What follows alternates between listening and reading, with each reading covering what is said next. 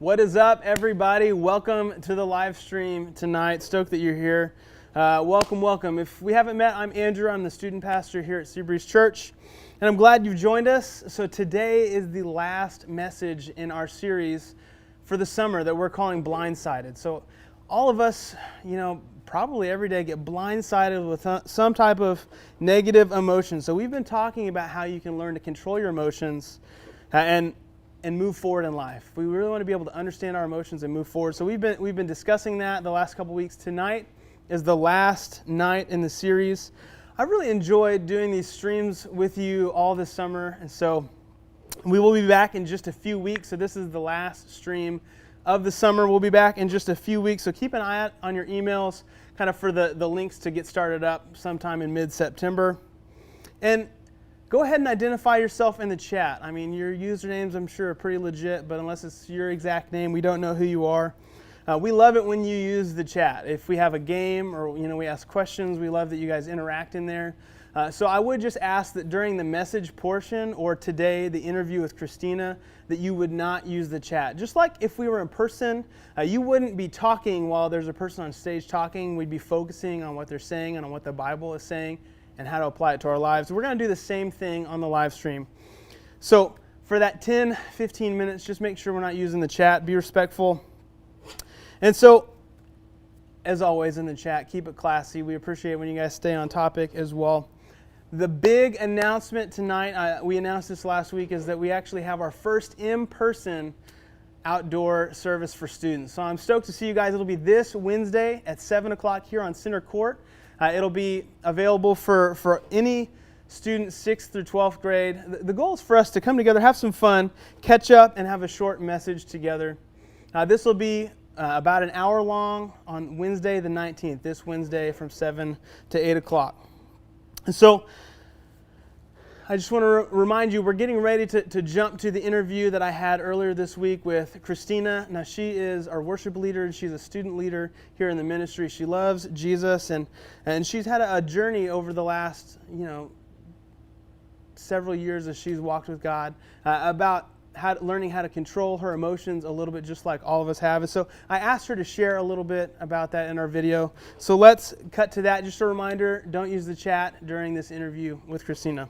All right, see you guys in a little bit. What is up, everybody? We're excited to be here today. This is the last message in our three-part series called Blindsided, where we're looking at our emotions, how to control them, and move forward. And so, super fun. I've invited Christina, our worship leader and student leader, here to ask her a few questions about her journey with learning to control her emotions over the last few years. So thanks so much for being here. Really, really excited that you're here with us. Yeah, I'm excited to be here. Sweet. So it's been so long since we've seen you lead worship for us in the student ministry. Like, how are you doing? How are you and Parker? Doing well. Parker and I just celebrated 1 year anniversary, so that was exciting. Woo! That's great. Yeah. Well, so I do have one question to kind of help us understand a little more about you. It's a really serious question. When you see those ASPCA commercials, the sad ones with the dogs on TV with the really sad music, are you most likely to watch the whole thing, cry, and immediately give them money, or do you change the channel? I think that's an interesting question for me. When I was younger, I probably would have watched it, cried, wanted to give money. I was actually a little obsessed with dogs when I was younger. Nice. I wanted to be a dog trainer, I had dog posters on my walls. My parents got me my own dog. It was a golden retriever / husky / who knows what else mutt makes. Yeah. But I am a pretty emotional person. I remember one time I specifically chose to watch Old Yeller with my dog so I could cry with it and cuddle it. It's kind of amazing. Yeah. Yeah, but nowadays I feel like I'd rather help people who are struggling, so I might just change the channel. That's fair. Yeah, I get kind of sad, and anyway, I understand. I would probably change the channel too. So I sent you 3 questions last week just to think through, because I'm really curious about how the way you deal with emotions has changed as you've grown over the years in your faith. So, how long would you say you've been walking with God? Like, when did you decide to follow Jesus? I started walking with God at a young age, but I think when I was 16, I felt like I started to get it more. Yeah. And understand the relationship part of it. Yeah. So I think that's when I started to really move forward and grow in my faith, was around 16. Cool. That's great. And so I would love for you to talk about a time when you were blindsided by an emotion when you were younger, maybe like middle school or high school age. What was your response like then? That's a good question. One situation that comes to mind is, I had a best friend growing up. Since 2nd grade, we were good friends. We went to the same elementary school, middle school, high school. And there was a particular time, junior year of high school, we were in the same class, and there was assigned seating. So I was seated towards the middle of the classroom, and there was a girl behind me that we both knew and were kind of friends with. And then my best friend was seated behind her. And my best friend started passing notes with the girl behind me, and I'd hear them talking and giggling behind me, and I felt left out. I wanted to know what they were laughing about. Yeah. And then during lunch, I would hear my best friend talk with this girl and talk about inside jokes that they had and times that they had hung out together. And I started to feel pretty sad and angry. I felt like my best friend was going to replace me. Yeah. And so this happened day after day, and I started to get more angry at my friend and more bitter. And I wasn't very good at handling that emotion. What I should have done is I should have probably talked to her, but instead I just let the anger build up inside. One thing I did do was I would journal. In 7th grade, we read the Diary of Anne Frank. And so at the time, I decided I wanted to write in a journal every day, just like her. I didn't actually end up continually writing in it every day, but I still journaled a lot in middle school and high school. And so since I wasn't good at talking about my emotions, I'd write it down. But what I should have done is probably should have talked to her about it. And I let my emotions take over that situation and kind of ruin a friendship for a while, where what I should have done was looked at the situation more logically and looked at it from her perspective. At that time, I started actually dating, and I wouldn't recommend dating high school, but that's what was happening. And so I started hanging out with her less. So that's why she started hanging out with this girl. But I didn't look at that. I didn't look at it from her perspective. I just thought about how I felt in the moment and how angry I was. So it kind of ruined, I let my anger ruin a relationship for a while. Yeah, and you said for a while, so I mean, did you guys end up talking? Yeah, we ended up talking about it probably like a couple months later, unfortunately. But yeah, so we were able to make up. That's good. That was just a rough couple months. Yeah. Yeah, that's fair. So, I mean, as you've grown in your faith, has your response to your emotion changed over the years? How has it changed? Basically, what's different in the way you respond to being blindsided by emotions now, like a negative emotion? Nowadays, I try not to let my emotions completely take over my actions. Yeah. And I'll find times where I get really angry or upset, and what I have to do in that moment is I need to just walk away from the conversation, maybe lock myself in a room and just cool off, because I realize that if I am more calm, I'm able to approach a situation more lovingly and more logically. So that's one thing I'll do. Another thing I'll do is I still actually journal, and if I'm going through something that's really emotional, I might write it out in a journal. But nowadays I'll write as if I'm like writing a letter to God. Yeah. And so I'm essentially inviting Him into that moment with me. Yeah. And then once I've written that out, I'll think about, if God was writing a letter back, how would He respond? And what truth would He want to remind me? And I think that's helpful too. It's kind of a way of like praying and asking God how I should handle the situation. And it'll help me just put it in a better perspective. And in order to understand how God would respond, it's important to read the Bible consistently. So, and one of the books that I find really helpful is the Psalms. Yeah. Since they're essentially like old worship songs.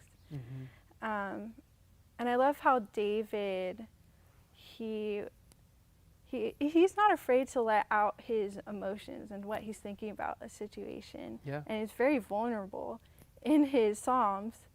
And so I like to find a psalm that is like relatable to how I'm feeling, and seeing what truths David will remind himself about God.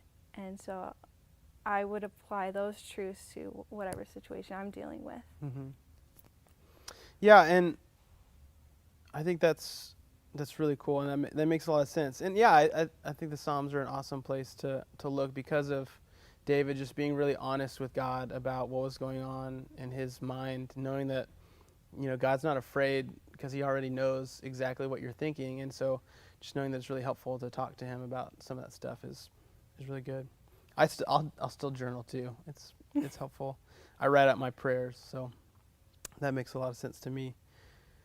So, I mean, that's your progression. So, I mean, it does seem like there have been some really cool things that have been helpful for you. Now, I think maybe even more specifically to what we're doing, like what we're all facing now. So what has been the most helpful thing you've done in the COVID era to get back on track with God whenever you get discouraged? Maybe, talk specifically about how to get back on track when you're discouraged right now.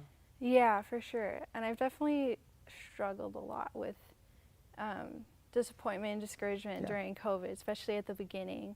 But one thing I've found helpful is to, instead of focusing on the things I can't do and what I'm disappointed in, I'll pay attention to what I do have, what I can do.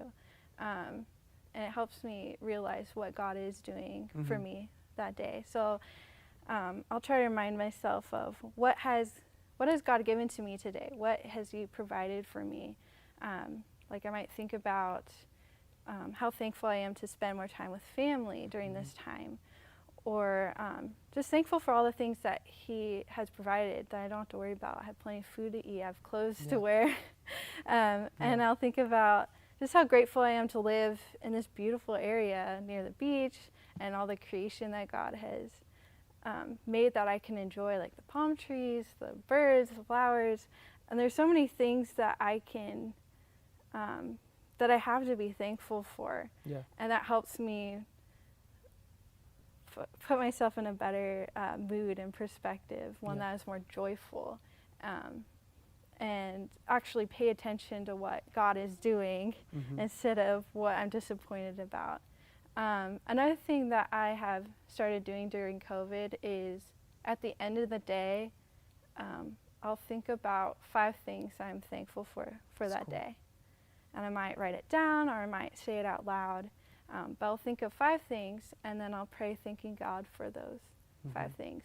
And I've realized doing that day after day has put me in a better mood overall. Because I'm actually paying attention to all the blessings that God does provide every day.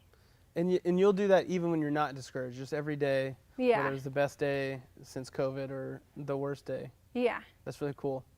Yeah, I think that's a great thing to do. And I mean, that's what I would encourage you guys to do is for the next week, at the end of the day, write down maybe 3 to 5 things that you are thankful for. I think that's such a practical and easy thing to do. It takes, just a few minutes? Yeah, I think that's so helpful. And specifically with discouragement, we talked about this last week. When you're discouraged, we want to complain, and God says that we need to do everything. Like we need to give thanks in all circumstances. And so I think it's really cool that the way you fight discouragement is you write down things that you're thankful for at the end of the day. So just being able to specifically thank God for what He's done, I think that it's a huge perspective changer. So that's great. Well, hey, thank you so much for spending a few minutes with us today. I'm going to kick it back to me. All right. Yeah, I thought it was such a good idea to look at your day through the lens of what you're grateful for and to actually take some time at the end of your day to write down a few things that you actually can thank God for. So I really encourage you guys to give that a try this week and see how it affects your attitude and your ability to control your emotions throughout the week. It just seems like it would be such a helpful thing to be able to process through that day's worth of emotions and also be able to come to a place where you're just grateful for what God has done. So Christina, thank you so much for taking the time to do that with me. It was super fun to get to ask you some questions and get to hear a little bit more about your life. I had no idea you were a dog fanatic, so that's super fun. Everyone, don't forget to RSVP in the link in the description below to our outdoor service. That'll just help us plan for this Wednesday to know about how many people are going to be coming. So make sure you click on that and the link in the description. Let us know that you're going to be here. I look forward to seeing you in person. Real quick, I'd like to pray and then I'll let you guys go. God, thank you so much for the fact that you are in control, that we can trust you. God, thank you that you help us to grow, and that one of the things that happens as we grow is we actually grow in self-control, that we, with your help, are able to respond better to difficulty as it happens, and to even when we're blindsided by negative emotions, be able to still continue to move forward in obedience to you, doing what would honor you. So God, I pray for your help this week. I also pray that we would look for ways to apply this message to our life as we go around this week. We pray this in Jesus' name. Amen. All right, I am praying for you all. Hopefully I will see many of you in person this Wednesday at 7 o'clock in Center Court here at Seabreeze. And then I will see you again online in just a few weeks. All right, see you guys.